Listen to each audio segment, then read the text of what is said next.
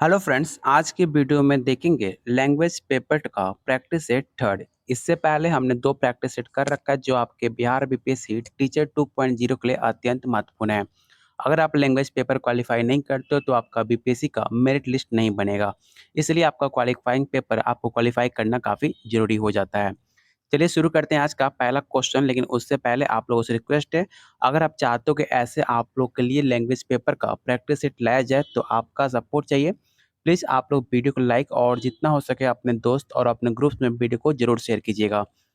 पहला क्वेश्चन आपके सामने हिंदी से रहेगा। आपको बताना है कि य, र, ल, व किस वर्ग के व्यंजन हैं। उसमें व्यंजन के ऑप्शन बी है अंतः, ऑप्शन सी है दंत्य, या ऑप्शन डी है आपका तालव्य। आपको बताना है कि किस वर्ग का व्यंजन है आपका य, र, ल और व। इसका राइट आंसर ऑप्शन आपका बी हो जाएगा। अंतस्थ कर का आपका वर्ग व्यंजन माना जाता है, तो ऑप्शन बी आपका राइट आंसर हो जाएगा।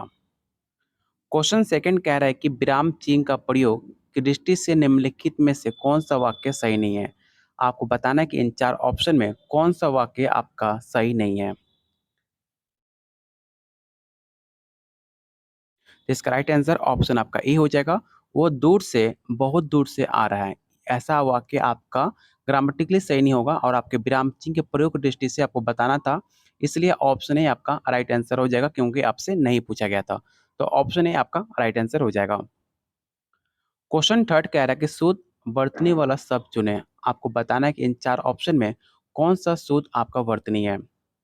ऑप्शन है शूर्पणखा, ऑप्शन बी है शूर्पणखा। आपको देख सकते हैं यहाँ पे आपको वर्तनी को लेकर गलत है, सब कुछ सेम लिखा गया है, लेकिन आपका जो लिखने का तरीका है वो आपका डिफरेंट है। तो आपको बताना है कि इसमें सही शब्द कौन सा है।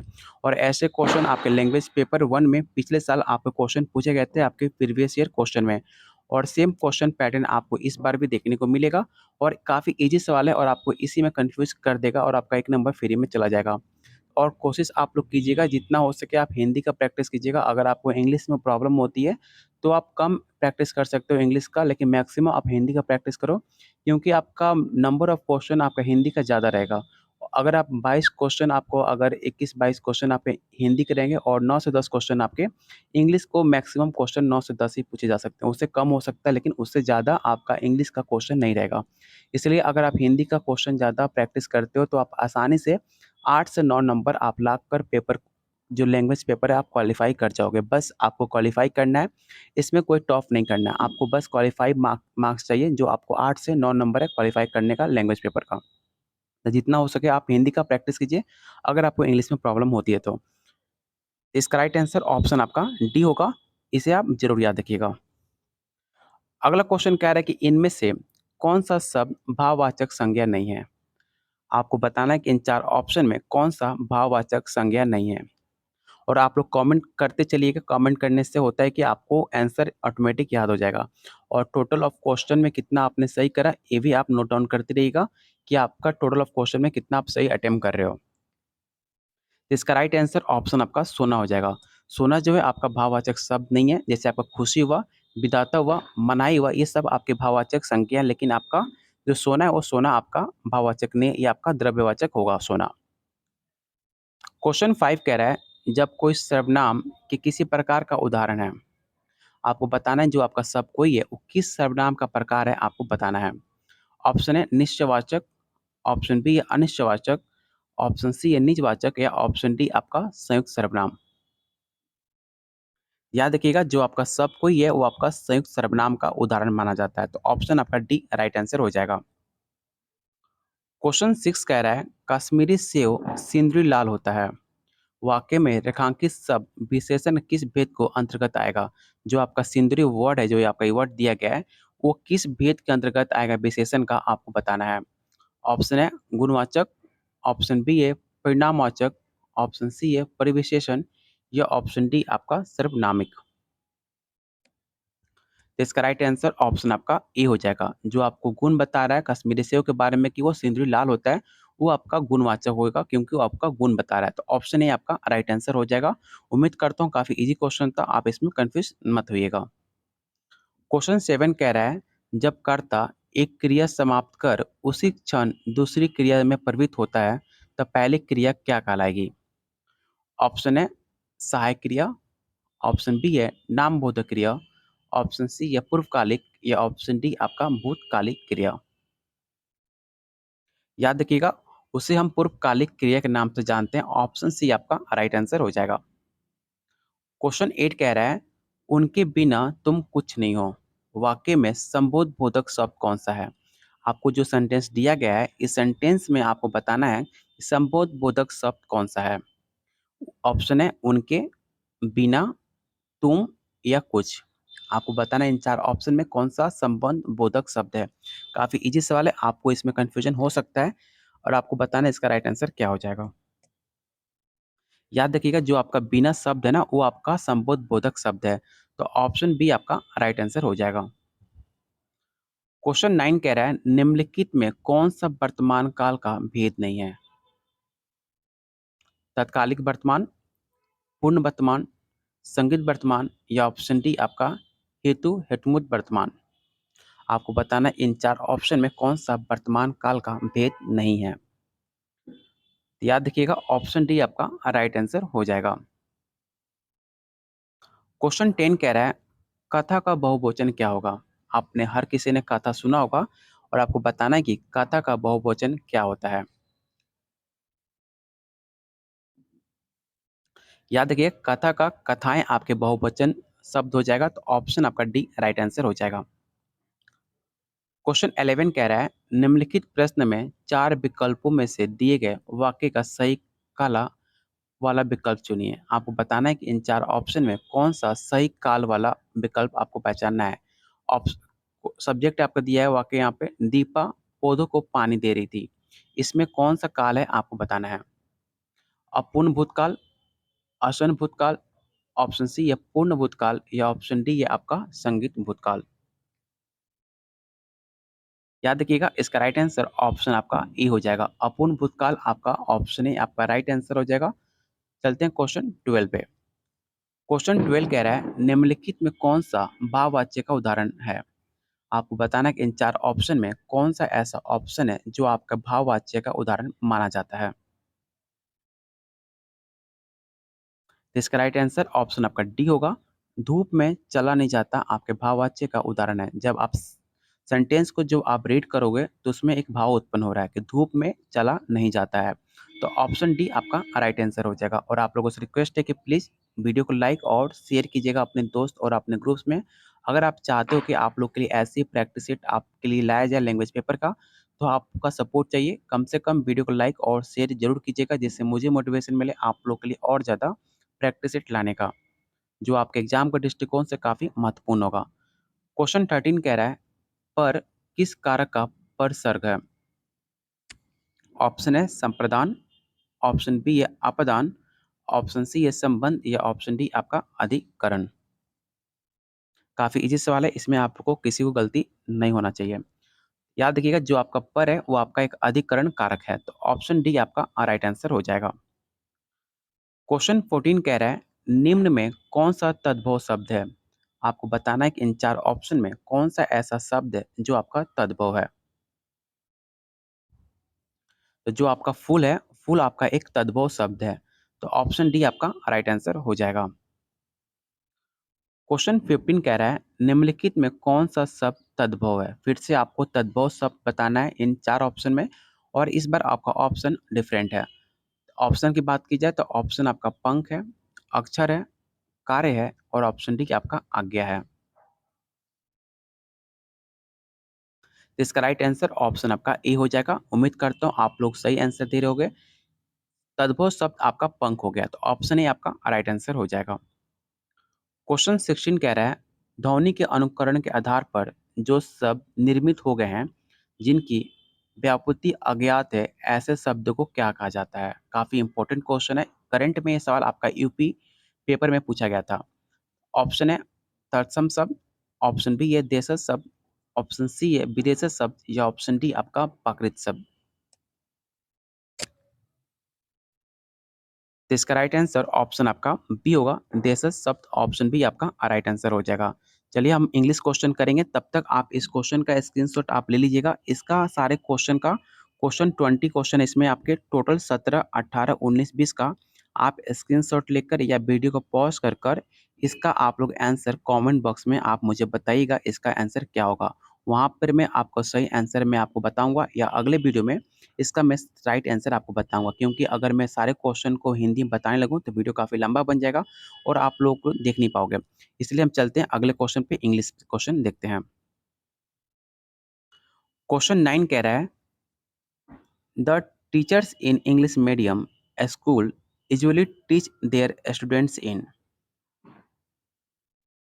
आपको बताना है कि जो इंग्लिश के जो टीचर होते हैं इंग्लिश मीडियम स्कूल में, वो अपने बच्चों को किस भाषा में किस तरह पढ़ाते हैं आपको बताना है। डायरेक्ट मैटर पढ़ाते हैं या ग्रामर ट्रांसलेशन मैटर पढ़ाते हैं या बाइलिंगुअल पढ़ाते हैं या ऑप्शन डी आपका स्ट्रक्चरल मैटर पढ़ाते हैं। आपने सीटेट अगर 6 टू 8 या 1 टू 5 में अगर आपने सीटेट अच्छे से पढ़ा होगा, तो आपको वहाँ पे बताया जाता है कि जो बच्चे होते हैं, बच्चों को हम बाइलिंगुअल पढ़ाते हैं। जैसे उनको आसानी से समझ में आए।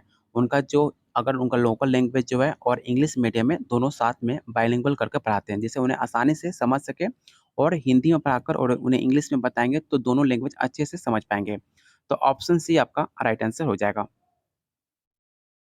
क्वेश्चन 10 कह रहा है find out the subject in the flowing sentence the beautiful rainbow soon faded away. आपको इन 4 ऑप्शन में आपको सब्जेक्ट आपको चूज़ करना है कि इनमें सब्जेक्ट कौन-सा है।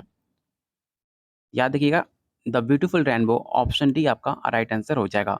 इस सेंटेंस में आपको द ब्यूटीफुल रेनबो जो है उसमें आपका सब्जेक्ट जो है द ब्यूटीफुल रेनबो है। तो ऑप्शन आपका डी राइट आंसर हो जाएगा। क्वेश्चन 11 कह रहा है supply the correct article in the flowing sentence. आपको बताना है जो आपका यहाँ पर सेंटेंस दिया गया है, इस सेंटेंस में सबसे करेक्ट और कौन सा परफेक्ट आर्टिकल इसमें फिट होगा। Raghu is dash one eyed man. इसमें जो आपका आर्टिकल जो फिट होगा करेक्टली वो आपका ऑप्शन ए आपका राइट आंसर हो जाएगा। Raghu is a one eyed man.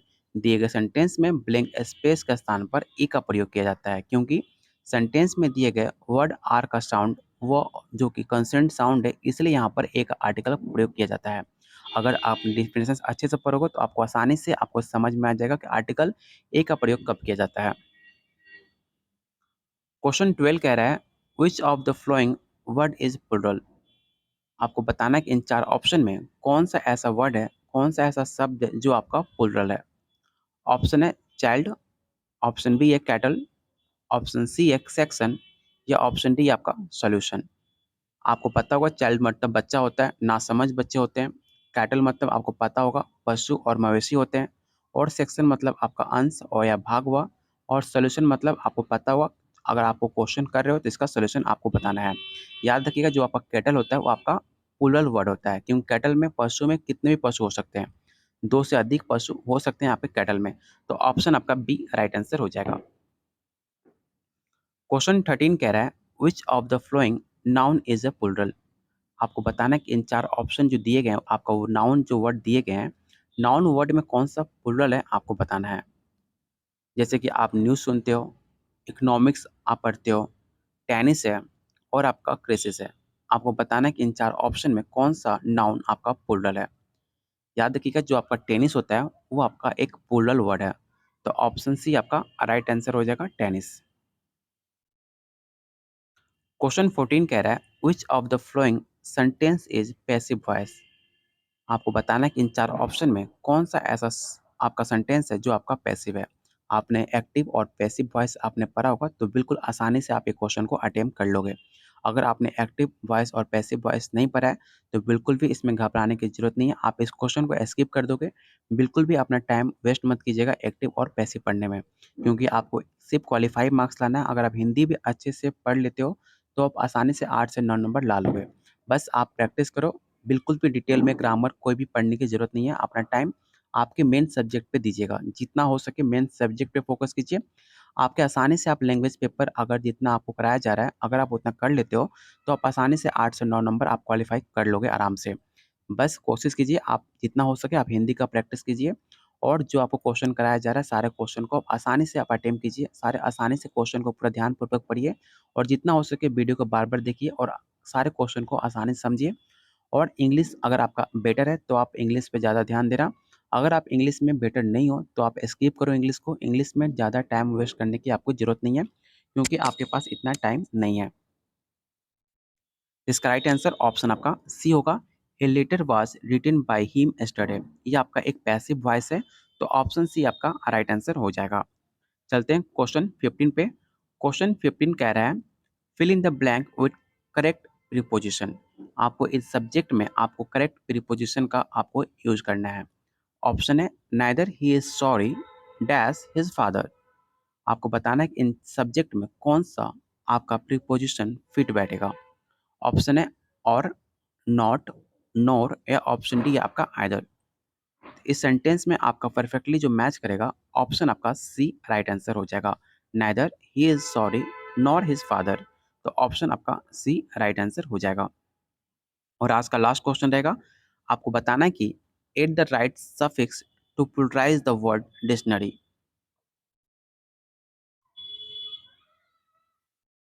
आपको बताना है कि जो आपका डिक्शनरी है उसको प्लुरल करने के लिए कौन सा आप ऐसा वर्ड यूज करोगे जो आपका डिक्शनरी जो है आपका प्लुरल हो जाएगा।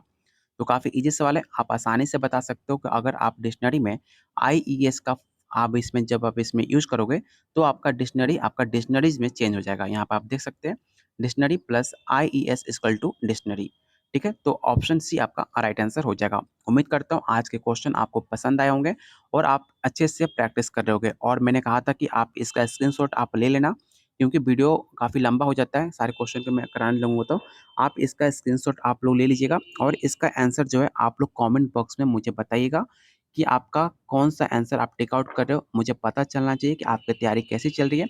आप लोग कितना लैंग्वेज पेपर पे ध्यान दे रहे हो, क्योंकि लैंग्वेज पेपर अगर आप क्वालीफाई नहीं करते हो तो आपका पेपर जो है मेन पेपर का मेरिट लिस्ट नहीं बनेगा। इसलिए लैंग्वेज पेपर भी ध्यान देना आपका ज़रूरी है और आपको क्वालीफाई करना तो काफ़ी मोस्ट इम्पोर्टेंट है। तो इसका स्क्रीनशॉट आप लोग ले लीजिएगा और इसका सारे क्वेश्चन को नंबरिंग वाइज आप लोग कमेंट बॉक्स करके इसका आंसर आप लोग मुझे बताइएगा। वहाँ पर मैं आपको राइट आंसर मैं आपको बता दूँगा। तब तक के लिए प्लीज़ आप लोगों से रिक्वेस्ट है कि अगर आपको वीडियो पसंद आई हो, वीडियो आप चाहते हो कि इसी तरह आपको वीडियो बनाया जाए आप लोगों के लिए, तो कम से कम जितने लोग आप देख रहे हो सारे लोग वीडियो को लाइक और हर एक जो मेरे फ्रेंड्स हैं, जो मेरे स्टूडेंट हैं, वीडियो को एक अपने ग्रुप्स में या अपने फ्रेंड्स को ज़रूर शेयर कीजिएगा। और जिन्होंने पहली बार चैनल पे विज़िट करा है, तो प्लीज़ आप लोगों से रिक्वेस्ट है, चैनल को ज़रूर सब्सक्राइब कर लीजिएगा।